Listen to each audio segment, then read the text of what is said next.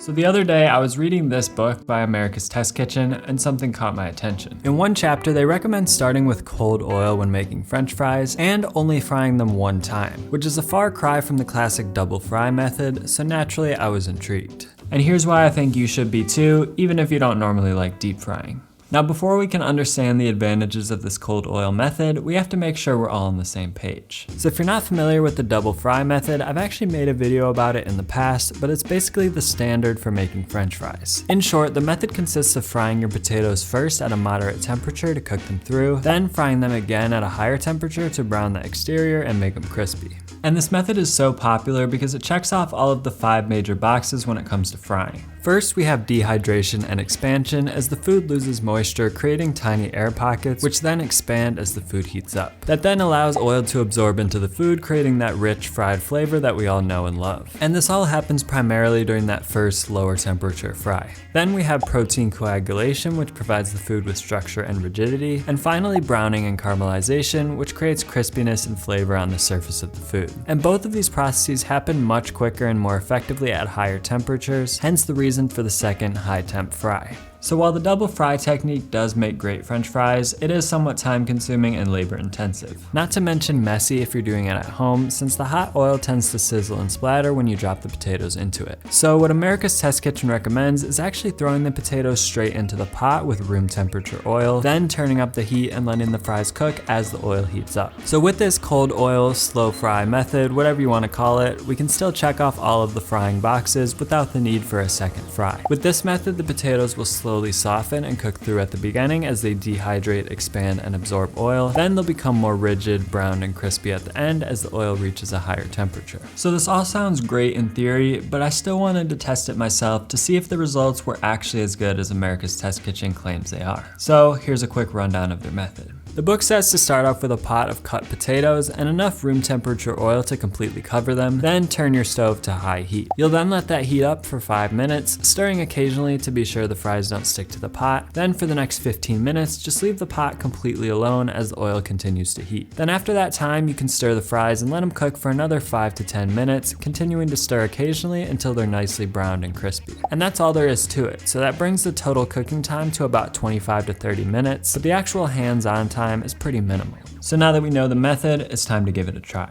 So I'm just gonna start by filling my pot with about 2 to 3 inches of vegetable oil. And if you're wondering why I'm using vegetable oil, I actually talked about that in my most recent video where I compared every common neutral oil to see which is best. So I recommend you check that out if you haven't seen it yet. But in addition to the oil, I've also got my potatoes, and in this case, I'm using Yukon Gold potatoes instead of the usual russet. So this is something that America's Test Kitchen recommended for this recipe. In fact, they specifically say that the recipe won't work with russet potatoes because their lower moisture content can't withstand the longer than usual cooking time. And for the record, they also mentioned that you don't need to peel your potatoes, but I did it anyways just because I prefer my fries without skin. Now this is actually my first time trying this technique, so it may take me a few batches to get the temperature right. So the book tells us to heat our stove to high, but to me that's pretty vague and it can vary a lot depending on your particular stovetop. So although the book doesn't mention anything about actual oil temperature, they do say that the pot should be at a rolling boil after about 5 minutes. So therefore I was aiming for a temperature of about 200 degrees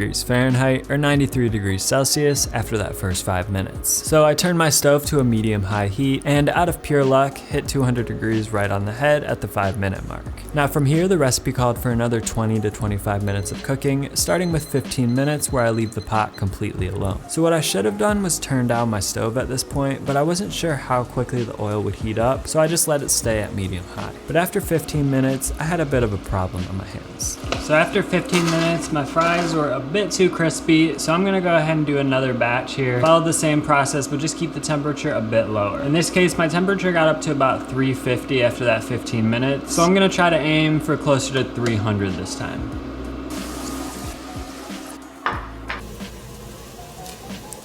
Alright, so finally here's the batch that I made completely by the book. So after 20 minutes, my oil temperature was at about 260 degrees. And after the full 25-minute cooking time, my oil had reached about 325 degrees. So I did intentionally cook them a bit darker to make sure that they're extra crispy. And I'm actually very happy with the results. So I already showed you the crispiness test right after I took them out. But at this point, they've been out for about 45 minutes and they're actually still pretty crispy.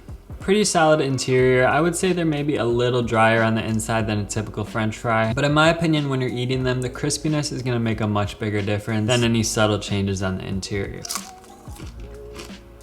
Plus, you could always just cut the fries a little bit thicker than I did here if you want to make sure that the interior doesn't overcook. So overall, I am very impressed with this method. Once you dial it in, the final result is just as good as any other French fry, and you save yourself a lot of time and effort along the way. Now, just for good measure, I also tried one batch where I kept my stove at a high heat the whole time. So that time, of course, the fries cooked much quicker, and I actually removed them after just 12 minutes. But what I found was that those fries actually turned out less crispy than the previous batch. I would guess just because it didn't allow enough time for the water from the fries to evaporate, which is typically what creates that thin, crispy crust. So this showed that we do need to use a longer cooking time at a lower heat to give the fries time to become crispy. So in my eyes, this method is pretty revolutionary, given how much time, effort, and hassle it allows you to save. However, America's Test Kitchen does claim that the method won't work with russet potatoes, which are what most people typically use for French fries, and they also say it won't work with sweet potatoes. And I understand the reasoning, because the longer cooking time that's required for this recipe can lead to drier fries if you're not careful. And since russets have an even lower moisture content than Yukon Golds, they just simply wouldn't work as well with this recipe. And while sweet potatoes do have a similar moisture content to russets, there's not really any higher moisture alternative to sweet potatoes. So I figured I would give them a try with this recipe anyways and judge for myself. And if you've ever made sweet potato fries, you know that it's pretty hard to make them crispy. But with this method, well, I'll just let you see for yourself.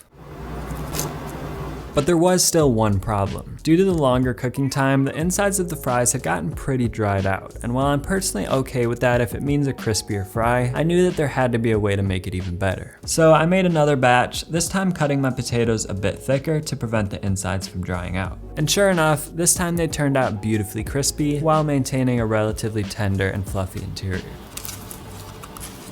So I would actually beg to differ with America's Test Kitchen on this one and say that you can use this method for sweet potato fries as long as you cut them thick enough. And as a side note, I also tried this method with Brussels sprouts and those turned out great as well. As America's Test Kitchen notes, Brussels sprouts can handle quite a bit of browning, so I let mine get extra crispy. So although I personally love this method and I plan to use it pretty much every time I make French fries now, it's not without its disadvantages. The biggest one in my opinion being that you can't easily make multiple batches of fries. Because once you make that initial batch, you'd either have to wait a long time for your oil to cool down again, or use a different method to make the next batch. Then on top of that, you can only use it with certain vegetables and certain types of potatoes. And you also have to be more intentional about how thick you cut your potatoes in order to achieve the proper balance between crispiness and a tender interior. So to make it easy for anyone who wants to try this method, I'll leave my final recipes linked below for all of the variations that I discussed in this video. And if you want your fries to turn out perfectly, it's also important to use the right type of oil. So I recommend that you check out this video right here to learn about the best types of neutral oils, not only for frying, but for all cooking purposes. Thanks a lot for watching, and I'll see you in the next one.